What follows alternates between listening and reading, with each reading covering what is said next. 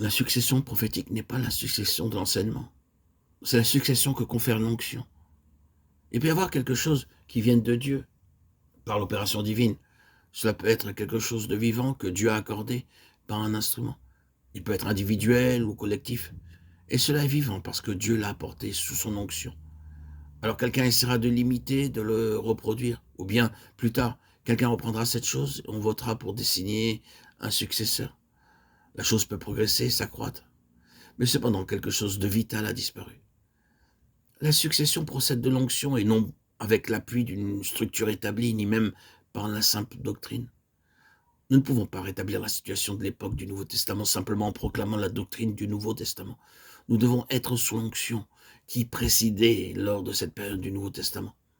Je ne réduis pas l'importance de la doctrine, elle est nécessaire, mais c'est l'onction qui rend les choses vivantes, fraîches, sensibles. Tout doit procéder de la révélation.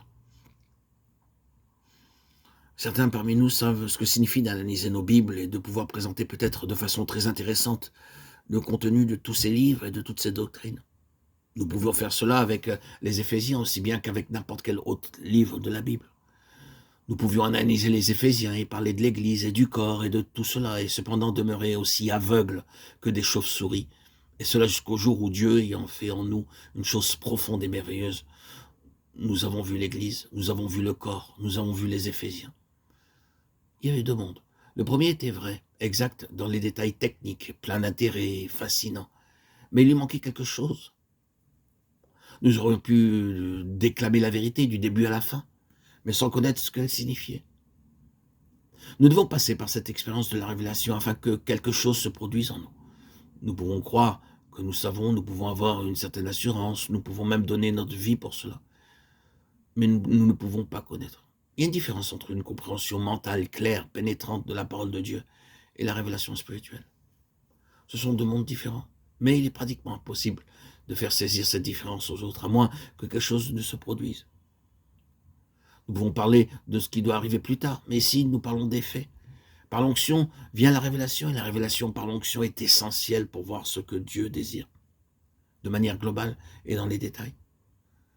Ainsi donc, le ministère prophétique est ce qui doit être vu du dessein de Dieu, originel, et dans sa finalité par le Saint-Esprit. Toutefois, de nombreux détails doivent encore être révélés, même aux serviteurs de Dieu les plus éclairés. L'onction nous introduit dans cette relation de première main avec Dieu qui signifie voir Dieu face à face, être en conformité aux pensées de Dieu. N'est-ce pas ce qui a le mieux caractérisé la vie de Moïse? Il n'a plus paru en Israël de prophète semblable à Moïse que l'Éternel connaissait face à face. Deutéronome 34, 10.